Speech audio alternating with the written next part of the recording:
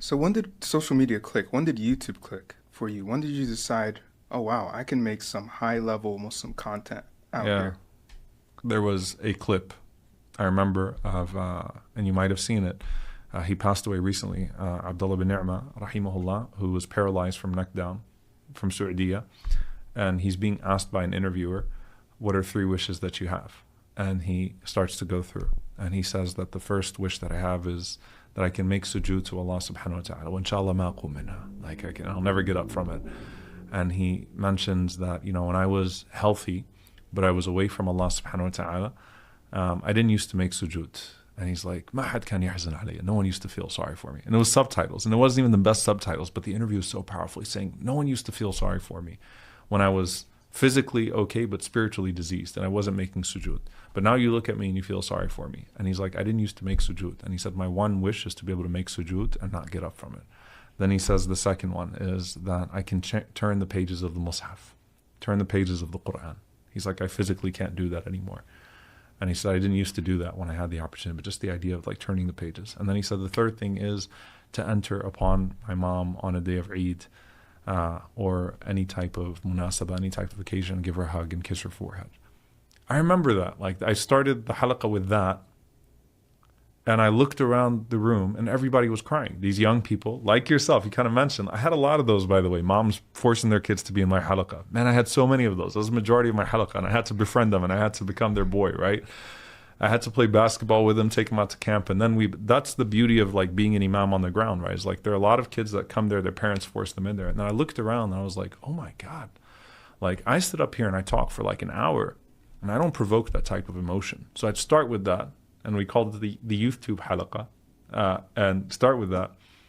And then we'd have a conversation. And then I'd launch into the lesson. And by that time, their hearts were already ready.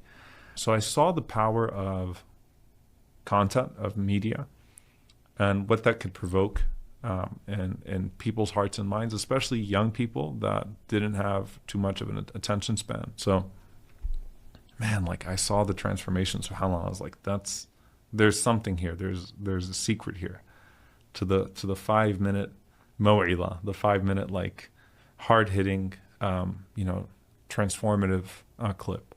So I did see it from there, but you can't stop there. You have to take people on a journey. And that's also, by the way, something we talk about a lot at Yaqeen.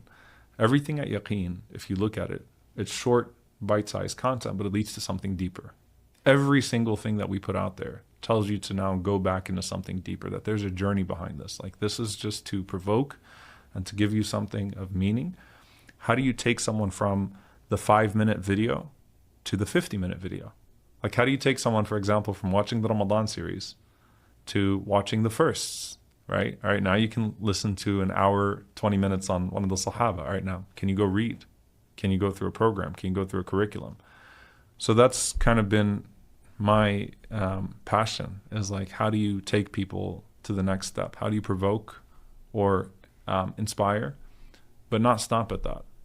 Give them something to think about. Yeah, I mean, I can tell you for me personally, the way Yaqeen's work and your work it changed my character. I learned how to forgive my friends through one of your khutbahs on how to forgive your friends, how to forgive people who've hurt you. So I completely agree. And one of the beautiful things about YouTube is that a lot of the times if you're embarrassed to be Muslim, like I would secretly watch you. Like when my friends were gone, I'd put you on, Wow. put headphones on or when I'm walking. So you've been doing this for a really long time now, mashallah, and there's a lot of hard work that goes into it. I run one show, and it's a lot of work.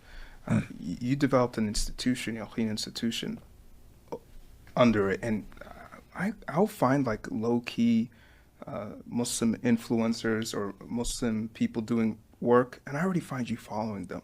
You followed me back when I was way smaller. Like, you're everywhere, mashallah, and you travel all the time. What's driving you? Why are you doing this? What makes you wake up every morning and say, this is worth doing? Why do you do what you do? Because of what it did for me. Like at the end of the day, what Islam did for me on a personal level, and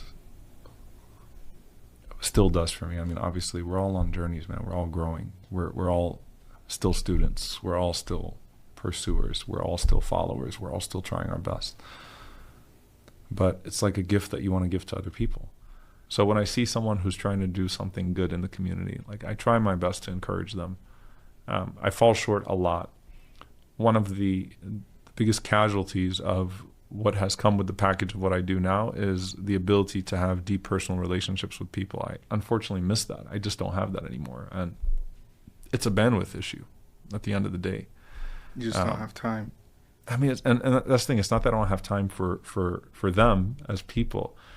It's that I'm rarely like in a place for a long enough time to even develop that type of relationship, right? So yeah. I've been at Valley Ranch Islamic Center as a volunteer resident scholar for over a decade, right? But sometimes I got to dip for 2 months, 3 months, right? Yeah. So it happens that way, you know? And so that's one of the casualties, right, of the way that the nature of what I do now has led to, is that I don't get to have that same level